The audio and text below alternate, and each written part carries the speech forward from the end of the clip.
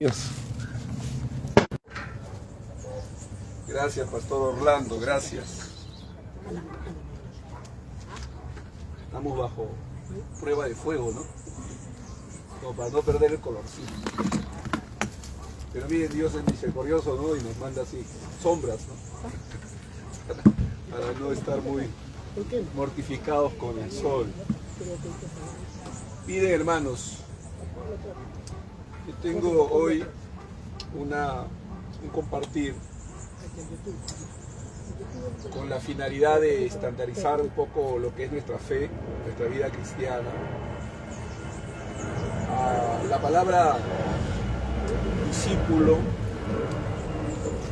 el Señor dijo que hiciéramos discípulos. Dice que el creyente nace, pero el discípulo se hace. Nosotros nacemos de nuevo, pero nos hacemos discípulos. El ser discípulo requiere, el ser discípulo requiere que podamos nosotros entrar en una disciplina de fe. ¿Me están escuchando? ¿Me escuchan? ¿No me escucha, Sonia? ¿No me escucha? Más fuerte. No lo escucho. A ver.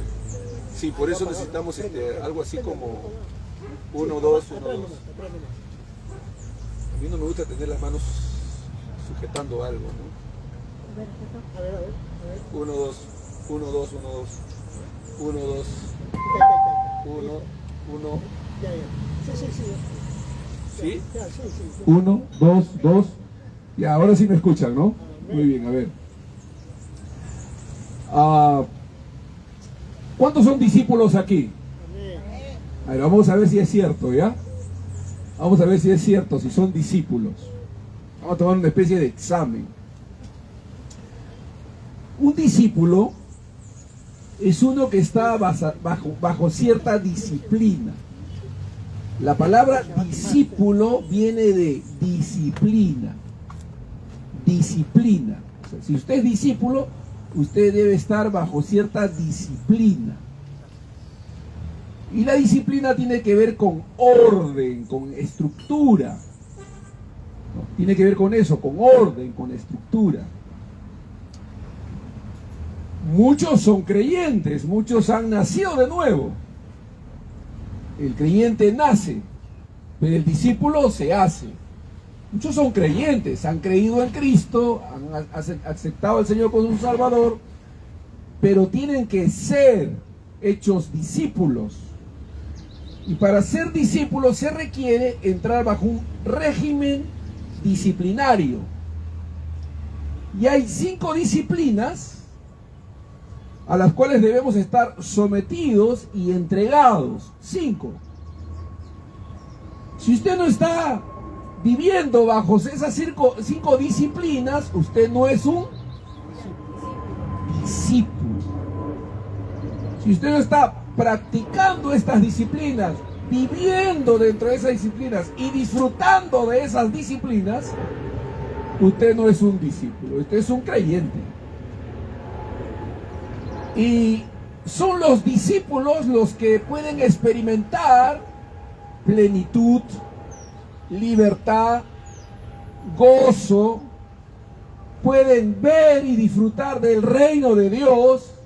El discípulo, el que ha sido entrenado, el que ha sido capacitado, el que ha comprendido y entendido cuáles son los regímenes bajo los cuales uno se rige para ser un discípulo.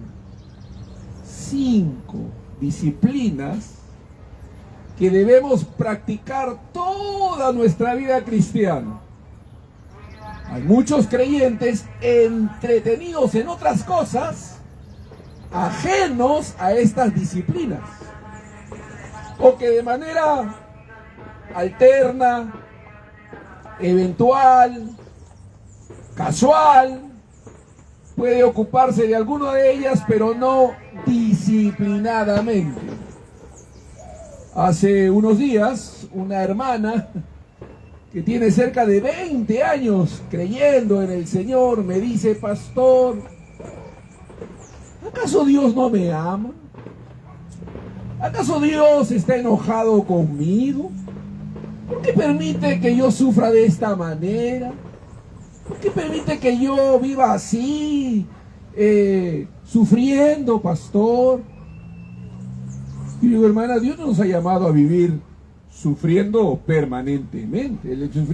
El sufrimiento en el creyente es eventual, no es algo habitual. O sea, el creyente ha sido llamado a experimentar gozo, libertad, en medio de las pruebas, inclusive gozarse en medio de las pruebas. Pero tú no te gozas, estás sufriendo, ¿no? Sí. Y digo, hermanita, tú practicas estas cosas que te voy a decir, las practicas de manera consistente, permaneces en ellas. ¿Cuánto tiempo tiene el creyente? 20. Allá, mira, te voy a decir. Y le menciono las 5, todavía no las he dicho, ¿no es cierto? ¿No? Y le menciono las 5 cosas y de vez en cuando, pastor. A veces. Bueno, esto cuando me acuerdo. No me gusta esta.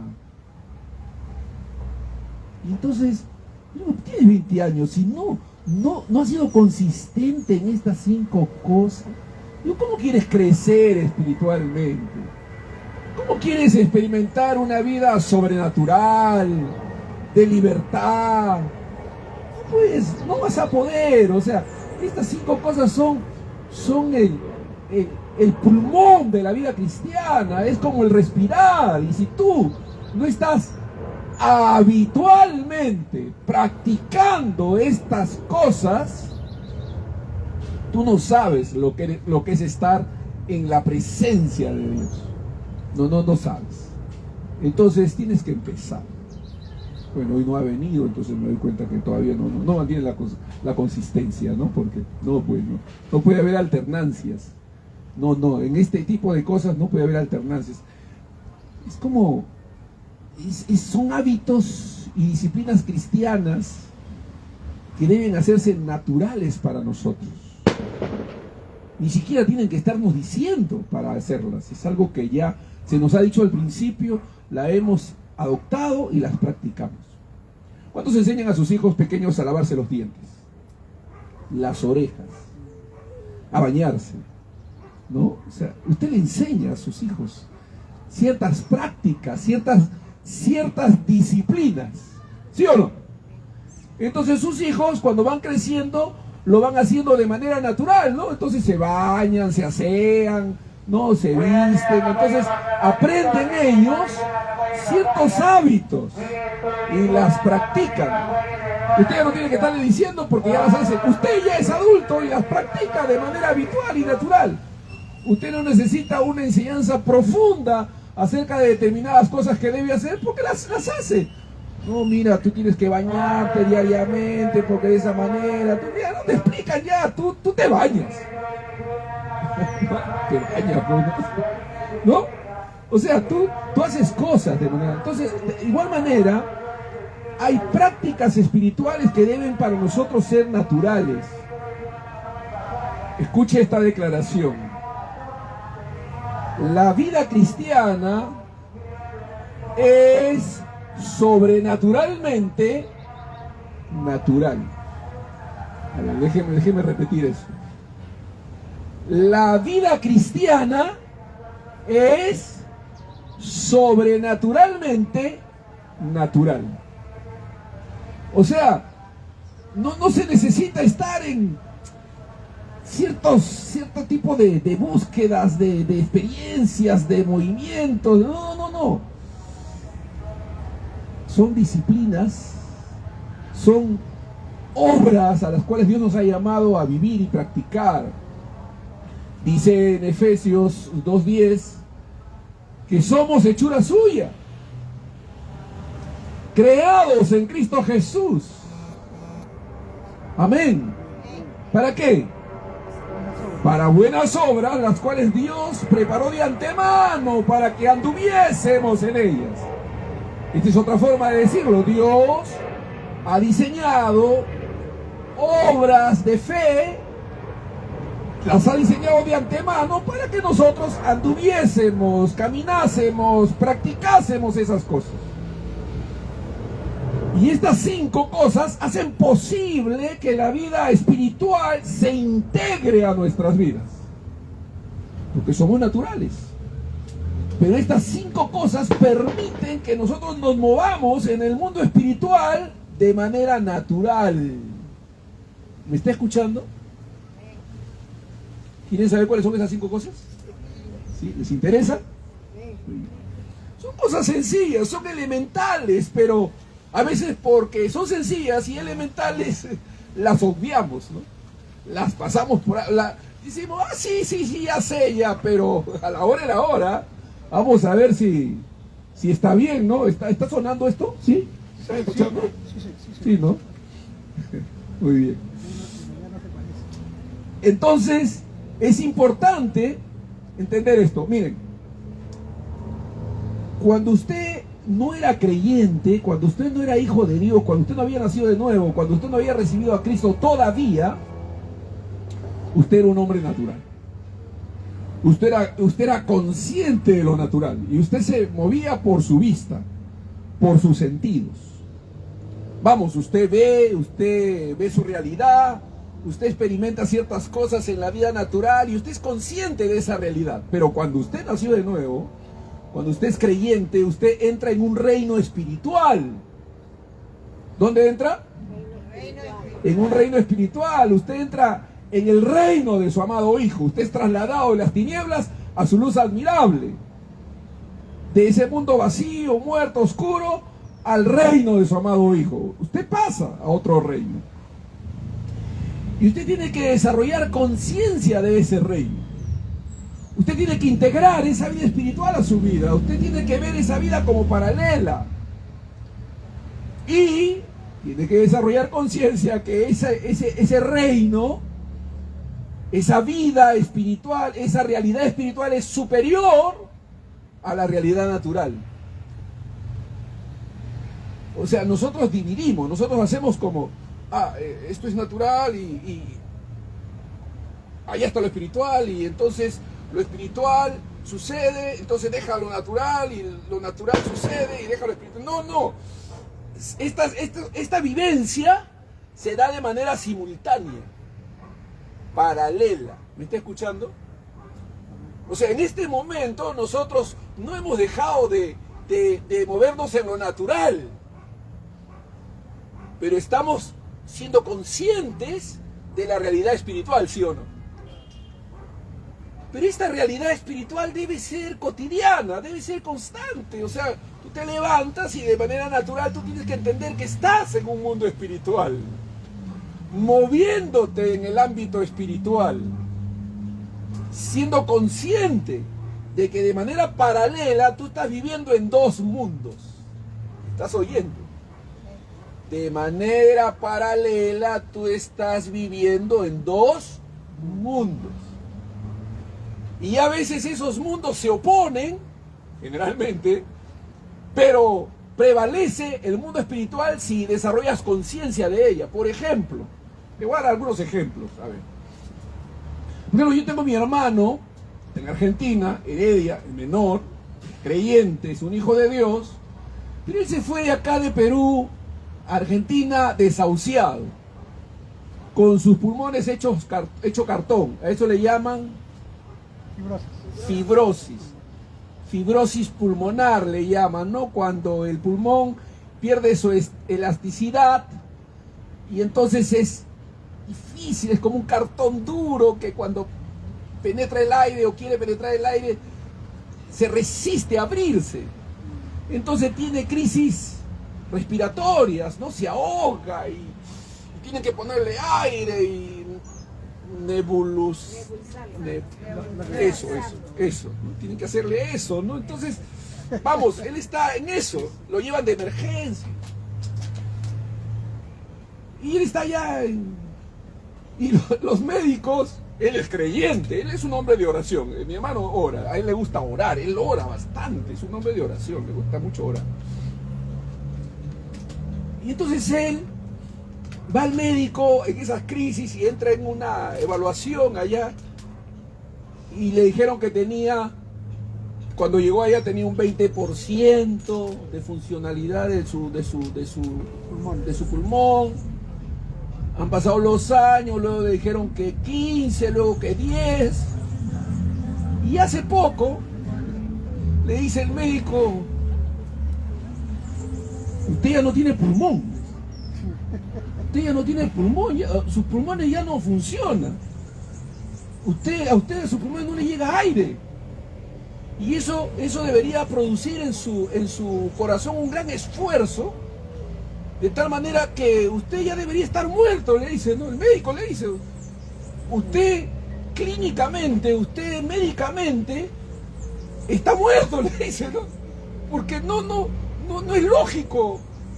Estoy hablando con un muerto, le dice el doctor, le dice, ¿no? Dice, ¿cómo usted puede estar vivo? Le dice. Y mi hermano lo mira y le dice, bueno, es que la última palabra no la tiene usted, pues la tiene Dios. Ni siquiera mi cuerpo, le dice, tiene la última palabra. Mi cuerpo dice que está muerto, usted ha visto que mi pulmón no... Pero Dios me da vida. Entonces, Él se está moviendo en dos mundos, ¿sí o no? Y hay un mundo espiritual, sobrenatural, que está prevaleciendo. Bendito sea Dios. ¿Me está escuchando? O sea, que se está oponiendo a su vida natural y está sobreponiéndose sobre ella. Y vamos, Él se mantiene vivo. Este es un ejemplo extremo, por supuesto. Un ejemplo extremo. Pero de manera así, en nuestras vidas, hermanos, nosotros nos estamos moviendo en dos mundos. Y Jesús, nuestro Señor, se movía en dos mundos. Y quiero darle también algunos ejemplos en cuanto a Jesús para que se den cuenta. Miren, y ya lo he repetido una y otra vez, pero uno va profundizando en eso y captando una mayor esencia de toda esa verdad. Fíjense, Jesús le dice a la samaritana, tengo sed. ¿Qué le dijo a la samaritana?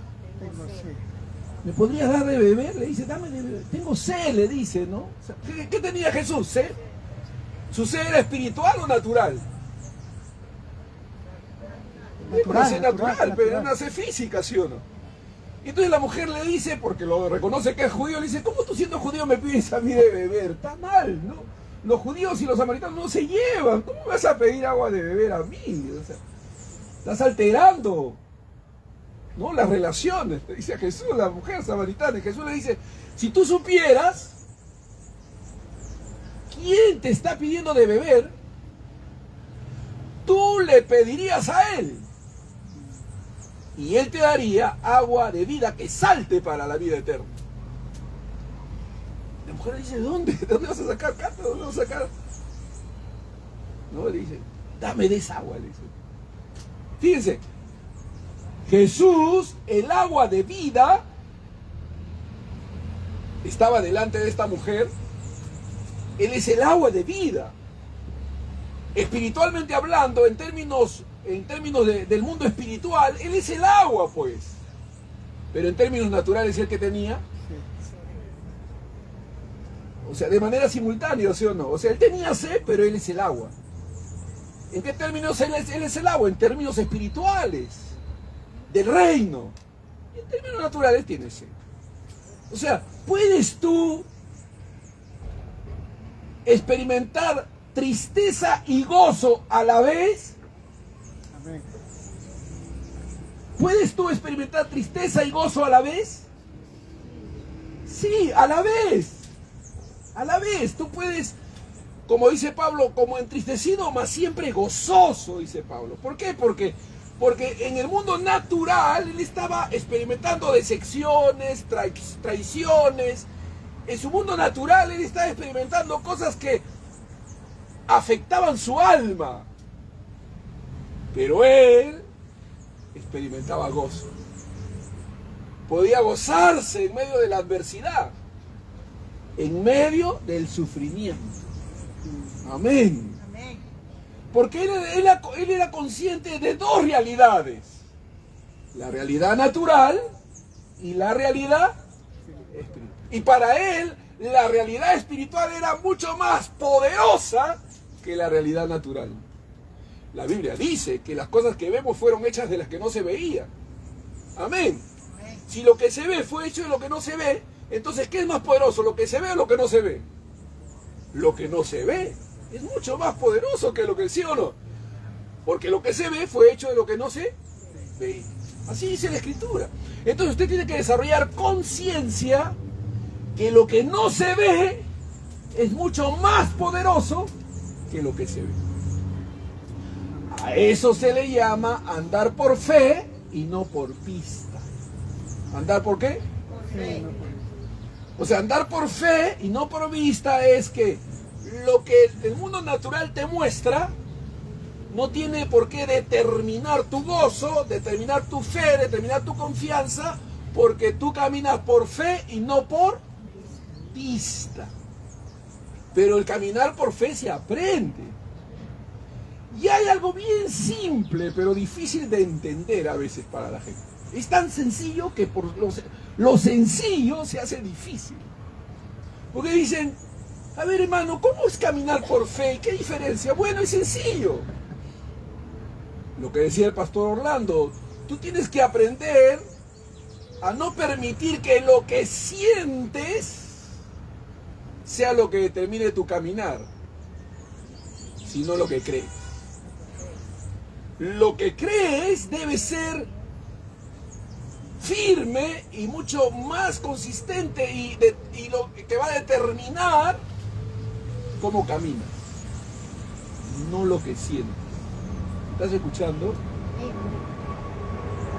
El lenguaje de la fe es hablar lo que la Biblia dice, no lo que sentimos. ¿Sí? Como nosotros hablamos, generalmente nosotros, es que me siento mal. Ay, tú no sabes todo lo que estoy sintiendo.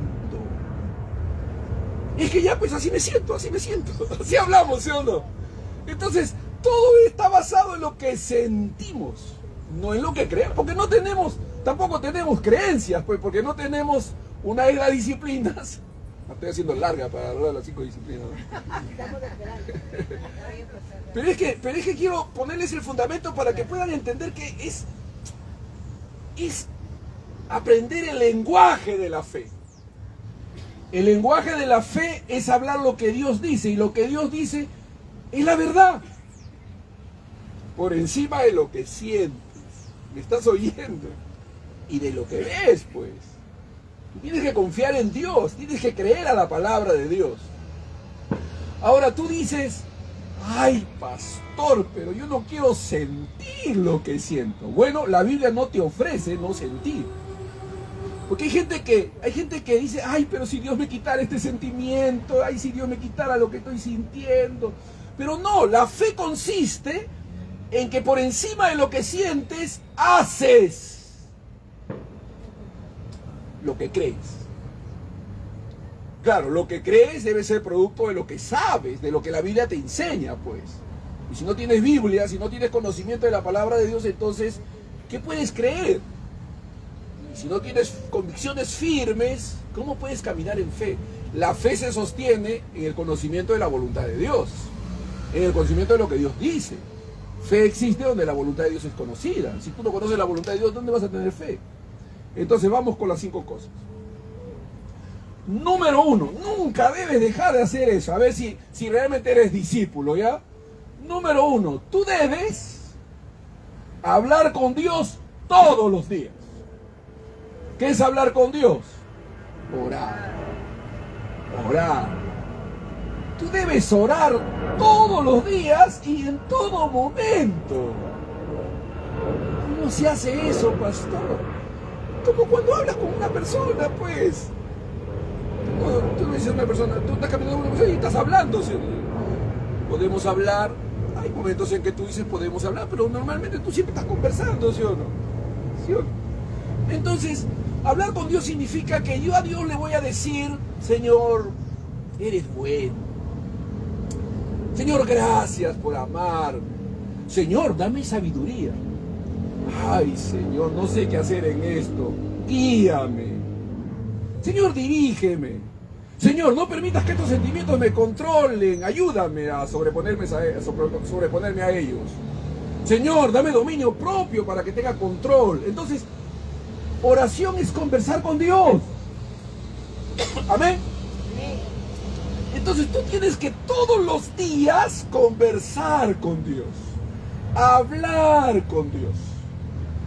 Fíjense, hermanos, hace unos 20 años atrás, yo fui a una reunión de pastores. ¿Reunión de qué? Pastores, ¿no? La iglesia de pastores. Una reunión de pastores. Estábamos reunidos más o menos unos 200 pastores. Quizás más, pero más o menos 200 pastores. Estábamos reunidos en una conferencia. Y el pastor, el predicador internacional que estaba predicando, que había sido invitado, hace una pregunta en medio de la...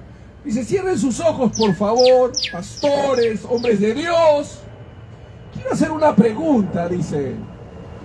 ¿Cuántos de ustedes, de manera mínima, por lo menos, ha orado todos los días por 30 días?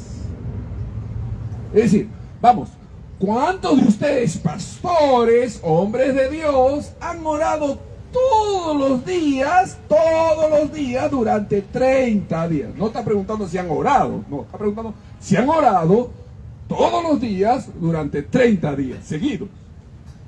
Levanten, cierren sus ojos y levanten sus manos para que nadie vea, solo yo, dice, y Dios. Ahora bájenla, dice. Hermanos, quiero decirles, dijo él, que el 5% ha levantado la mano. ¿De quiénes estamos hablando? De pastores. ¿Estoy escuchando? De las 200 personas, ¿cuánto es el 5% de eso matemático? 10. Si son 200 es 10. Si son 200 es 10. 10 personas. 5% suena bastante, ¿no?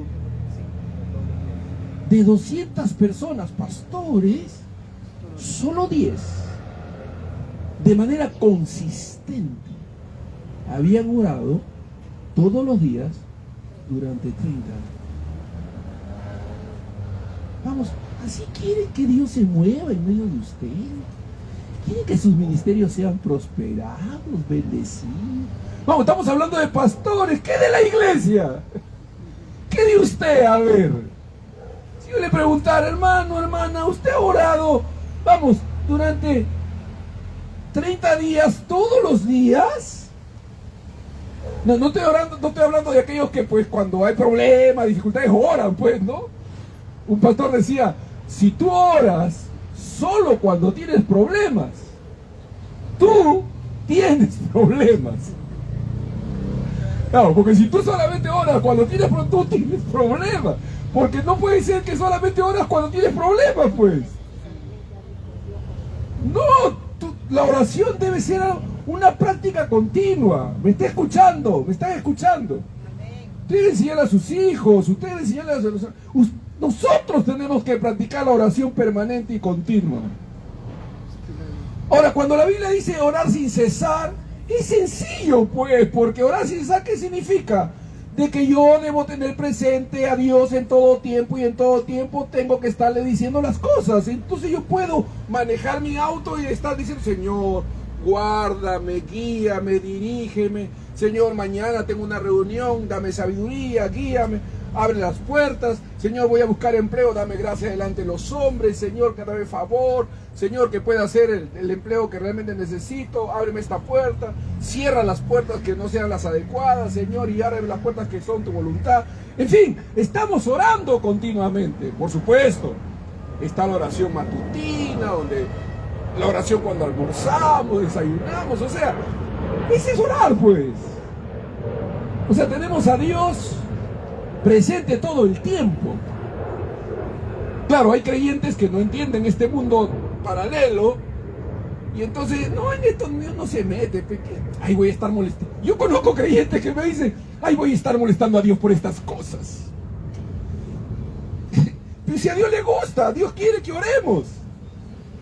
Una hermana dice, ay, pastor, hay hermanos que solamente oran para pedir. Vamos, si Dios quiere que oremos para pedir. O sea, a Dios le gusta que le pidamos. Dios no se molesta cuando somos pedilones. Él más bien ha dicho, pedid para que vuestro gozo sea cumplido. Hasta ahora nada habéis pedido. Pidan, dice el Señor. Insistan pidiendo. Eso es lo que dice Dios. O sea, a Dios le gusta que oremos. No de manera religiosa para recitar unas frases, no, para conversar con Él. Para decirles, ponerle nuestra situación, condición, todos los días. En todo tiempo. ¿Cuántos cuando vinieron para acá vinieron orando? Señor, háblame, guárdame en el camino.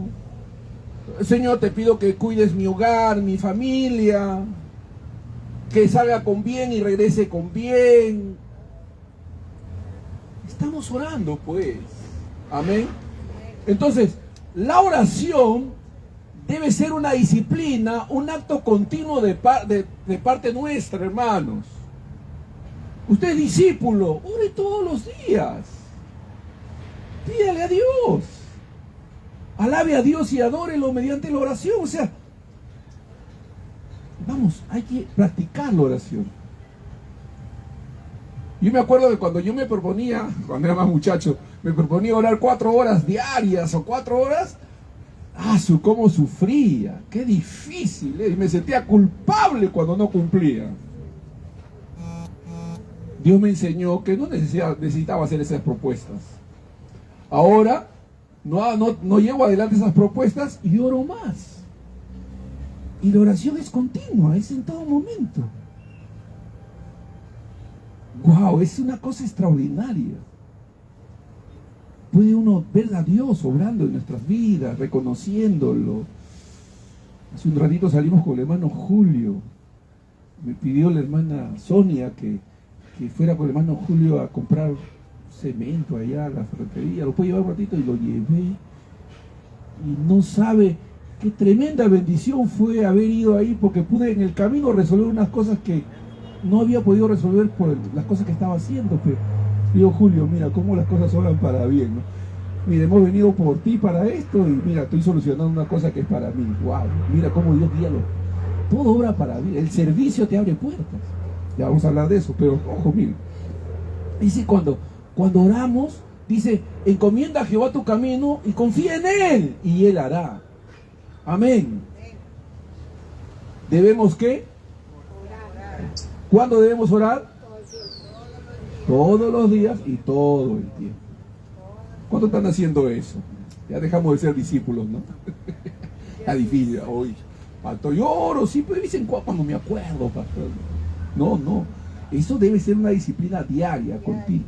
Si usted realmente quiere experimentar gozo, libertad, victoria continua, usted debe orar. Número 2. Usted debe leer la Biblia. ¿Debe qué? Ojo, la misericordia. No estoy diciendo estudiar, no. Estudiar no. Estudiar no. Estudiar es otra cosa, pero usted tiene que empezar por leer la Biblia. ¿Me está escuchando? Usted debe leer la Biblia. Ahora hay gente que no entiende cómo es esto de leer la Biblia, porque dice, la Biblia se lee del principio al fin. No se lee así. La Biblia no se lee de Génesis a Apocalipsis, así no se lee la Biblia. Esa es otra disciplina, otra forma, pero y es un propósito también, pero para entender la Biblia, lo primero que uno tiene que hacer es leer los evangelios. Los evangelios tratan de la vida de Jesús. Jesús es presentado por 4 retratos distintos. Es la misma persona, pero 4 ángulos diferentes. Los evangelios nos ayudan a conocer a nuestro Salvador, a verlo actuar, a verlo hacer, las palabras que dijo, cómo se trató con las personas.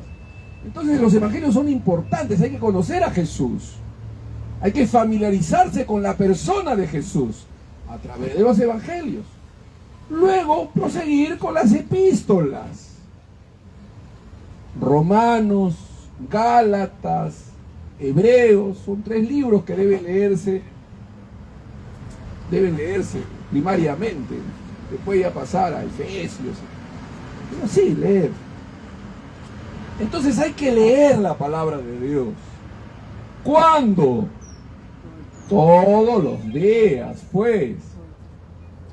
Usted tiene que leer la palabra de Dios todo el tiempo, todos los días. Leer. Usted debe leer la Biblia. Hace unos días, Danielita, ayer creo que Danielita puso un video de su papito, ¿no?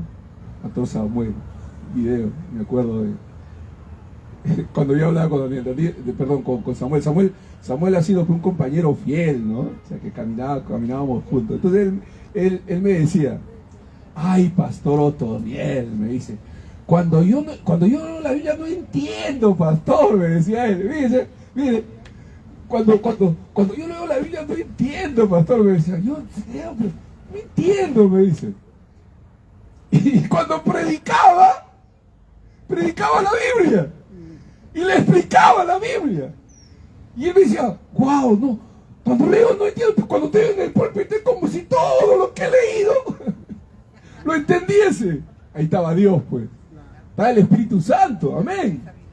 O sea, Dios lo iluminaba, y podía edificar, y podía decir, sus sermones eran largos, y hablaba y enseñaba.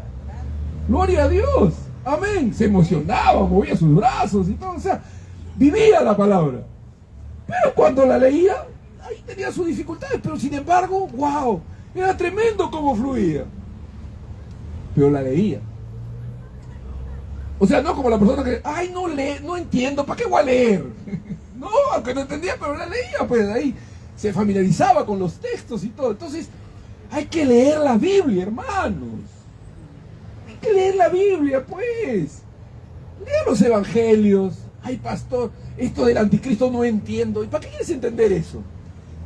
Ay, pastor, estoy leyendo Apocalipsis. ¿No entiendes los evangelios? ¿Quieres entender Apocalipsis? Santo Dios, no, pues, empieza leyendo lo que entiendes. ¿Entiendes, hermano? O sea, no te metas en misterios, en revelación.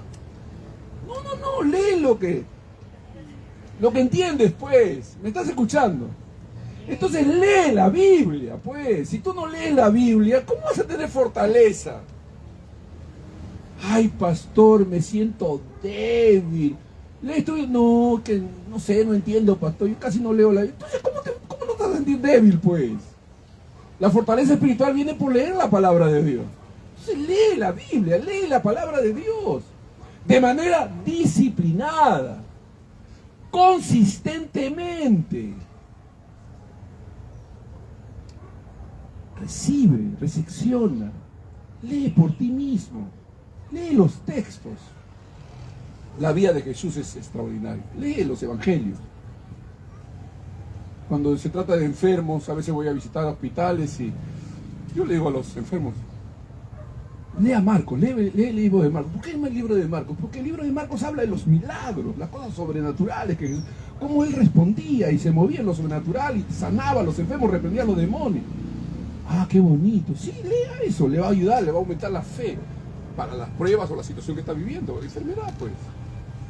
O sea, lea los textos. Amén. Lea la Biblia. De manera consistente, perseverante, pues, disciplinadamente. Mi hermano, el hombre que no es disciplinado no logra sus objetivos. La gente que no es disciplinada no logra sus objetivos. Fíjense, yo conozco una persona, no voy a decir quién, no voy a decir cómo se llama, pero sirve para la ilustración. Yo conozco una persona, claro, algunos que lo conocen van a reconocer quién es, pero conozco una persona que era bien desordenada, vivía una vida desordenada del mundo. Conoció a Cristo, pero como era indisciplinado, como era una persona que no era ordenada, no era disciplinada, bueno, no tenía avances ni financieros, ni desarrollo en su vida, ni logros. Entonces vivía como a la aventura, ¿no? Se convirtió. Y hubo algo que lo apasionó, el fútbol. Pero no para jugar, sino para dirigir. Y se matriculó para estudiar dirección técnica, así se dice, dirección técnica. Él iba a ser entrenador. Para ser entrenador, ¿qué? Entrenador de fútbol, Director técnico. Director técnico, ¿no? Entonces él se matriculó en una academia para estudiar dirección técnica. Y le hicieron leer unos materiales. Hay un libro que escribió que decía si se puede, ¿cómo se llama este señor? Calero, no, ¿cómo se llama este que llevó a la sub-20? Yo de fútbol no sé casi nada, pero este muchacho que luego fue alcalde inclusive, Freddy Ternero, escribió un libro, que sí se puede. Entonces todos estos materiales y esas clases lo hicieron a él reflexionar sobre estructura, planificación, estrategia, diseño. Entonces todos estos términos y estas clases que tenían que ver con asuntos de dirección técnica le amplió su mente y le ayudó a poder aplicar todo lo que estaba aprendiendo. Ahora tiene su academia de fútbol, pero aplicar todas estas cosas no solamente para el aspecto futbolístico, sino para su vida. Entonces aprendió que la disciplina, el orden, la estrategia, la planificación rendían sus frutos. Y ha mejorado extraordinariamente y ha tenido logros en su vida. Se ha potenciado como ser humano y en logro de objetivos. Interesante. Entonces él me dice, la disciplina es fundamental, hermano, la disciplina es fundamental. Sin estrategia no se logran los fines. Fíjense, o sea, ha implementado todos estos recursos para su vida diaria. Igual, hermano, cuando se trata de la fe, si usted quiere tener progresos espirituales, usted tiene que ser disciplinado. ¿Cuáles son las dos primeras cosas? La oración y leer la palabra de Dios, pues, o sea, fácil, ¿no? El Señor no nos las ha puesto difícil, hermanos. La vida cristiana es sencilla. Entonces usted tiene que leer la palabra de Dios. Número 3. A ver. Usted tiene que congregar. Qué pena por los hermanos que congregan eventualmente, de vez en cuando se acuerda, o para que el pastor no se moleste, no vaya a ser que lo visite después el lunes. Dice, ay, yo fui a la iglesia porque, ay, después el lunes el pastor me está llamando, para que no me moleste, ya voy el domingo. No, pues así no, pues, de mala gana y para cumplir. No, disciplinadamente usted debe proponerse no faltar al culto, no dejar de venir, de congregarse. ¿Cuál es la reunión de celebración donde se congrega toda la congregación? Los domingos, pues. Bueno, algunos en la mañana, otros en la tarde, pero los domingos la gente se reúne a congregación, ¿no? Entonces no vale faltar, pues, hermano. ¿Me está escuchando? O sea, usted debe ser consistente. Usted debe proponerse congregar en una iglesia local. Usted debe asistir al culto. Usted debe aprender aprender a tener comunión con sus hermanos. Ninguno de nosotros ha sido llamado a vivir de manera individual su fe, sino colectiva. Somos el cuerpo, somos la familia de Dios. Qué bonito cuando nos encontramos, nos abrazamos, nos saludamos, nos alegramos de vernos. Y es para sobrellevar la carga los unos a los otros, para orarnos por otros, para apoyarnos mutuamente, para animarnos, pues, consolarnos. Somos la familia de Dios. Y Dios quiere que nos congreguemos, no dejando de congregarnos, pues como algunos tienen por costumbre, ¿no?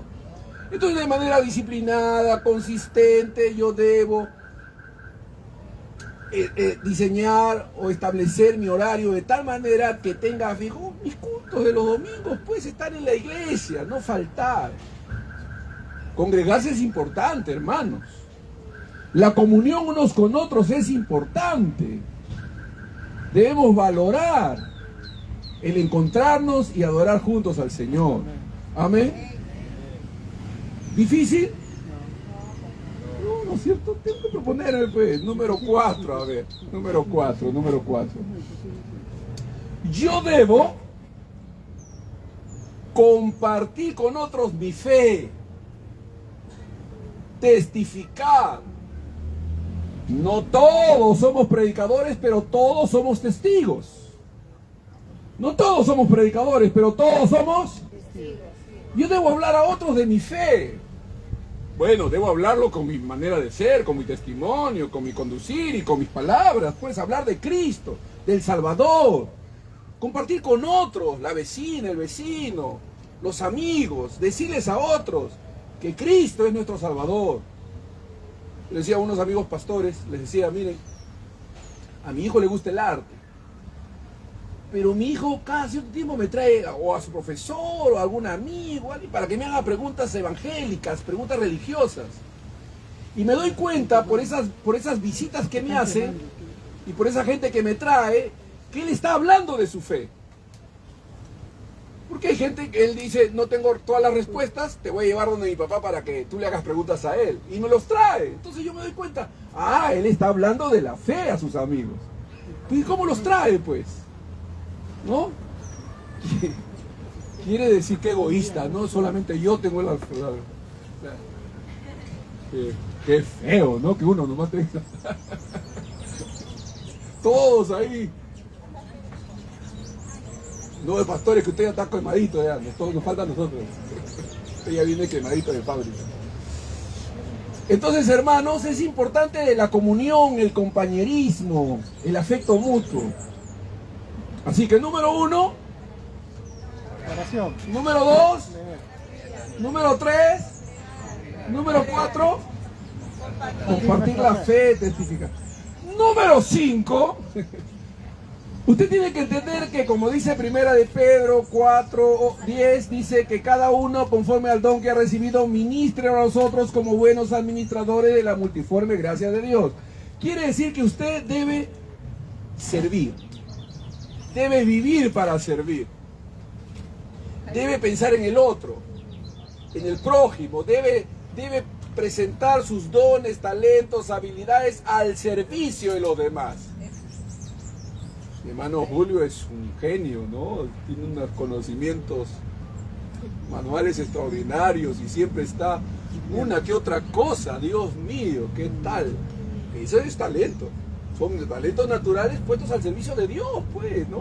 Amén, está bien, es una bendición. O sea, cada uno de nosotros tiene talentos, habilidades, capacidades que sirven como puente para bendecir, para edificar a otros. No debemos ser egoístas, no debemos estar enfocados solos en nosotros, no debemos ser egocentristas, debemos pensar en el otro, debemos amar al prójimo, servirlo, bendecirlo, ver la forma de servir al otro. Y todo eso, hermanos, son prácticas de fe, son disciplinas espirituales que nos ayudan a desarrollar vidas fructíferas en Dios. ¿Cuántos son discípulos? ¿Qué hace un discípulo? Ora, lee la Biblia, congrega, testifica y sirve. No es complicado, ¿no? Déjenme terminar con una historia. Fíjense. Había un hombre que dice que andaba buscando una religión que le diese libertad, le diese confianza, le ayudara a vivir una vida diferente. Así que fue a los mormones. Y los mormones le hablaron de obras, porque todas las religiones te hablan de obras, pues, ¿no? Y entonces él probó con los testigos, con los adventistas, con los mormones, probó con todas las religiones. Hasta que llegó donde un hermano que era evangélico. Y el hermano le dice, mira, la vida cristiana es una vida de fe. Oh, ¿cómo es eso? Bueno, tiene que ver con Dios, con confiar en Él y apoyarse en su palabra. Dice, pero yo he probado, yo he ido a los testigos de Jehová 3 meses, he ido a los mormones 3 meses. Uy, le dice, 3 meses es lo único que necesitas para experimentar libertad en Cristo. ¿Ah, sí? 3 meses nomás, mira. Recibe a Jesús, acéptalo como Señor y Salvador, y Él se va a encargar de transformar tu vida. Una vez convertido, 5 cositas que tienes que hacer. Y todas requieren fe. Orar, leer tu Biblia, ¿qué más? Congregar, compartir tu fe y servir. ¿Dijo eso nomás? Sí, eso nomás. Oh, le dice, a ver, 3 meses. Mira, 3 meses haces esas 5 cosas. Y luego cuéntame tu experiencia. Y efectivamente, pasaron 3 meses. Así, de manera fiel, ese hombre era disciplinado, pues. Ordenaba, comenzó todos los días, leyendo su... No, a los 3 meses estaba transformado el hombre. Tenía gozo, tenía libertad. Él decía, no sé cómo ha pasado, pero algo ha pasado. Tengo y experimento algo que nunca había experimentado. Bueno, mantente haciendo eso durante toda tu vida. Y vas a incrementarte en gozo, en libertad, en paz y en poder. Sencillo, ¿no? No es complicado. Sin embargo, hermano, nosotros vemos a los hermanos, oran de vez en cuando, no leen su Biblia, de vez en cuando congregan, no le hablan a nadie de su fe y viven para ellos y no están sirviendo a nadie. Entonces, y luego se quejan. Ay, hermanito, ¿por qué sufro así? ¿Por qué me pasa? Estas 5 cositas. Pero después de practicar estas 5 cositas, por 3 meses ya, vamos a probar, ¿no? A ver, luego cuénteme qué le está pasando. A ver, cuénteme si sigue siendo el mismo. No, hay cambios significativos, porque Dios nos cambia. Amén. Vamos a orar. Padre, repita conmigo, Señor. Vamos, repita conmigo, Señor. Te doy gracias por tu palabra. Ayúdame, Señor, a ser fiel en estas 5 prácticas, que pueda implementarlas, adoptarlas y vivir conforme a ellas. Ayúdame, Señor, a ser un creyente que dé fruto, que sea un verdadero discípulo. Gracias, Señor, en el nombre de Jesús. Amén, amén y amén.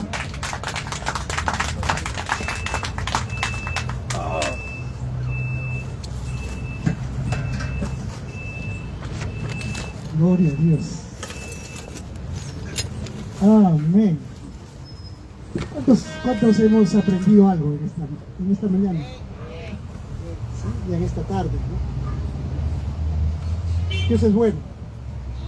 Dios es bueno. Porque es bueno, quiere que aprendamos y crezcamos. Que no podremos crecer si no tenemos enseñanza. Hay algunas que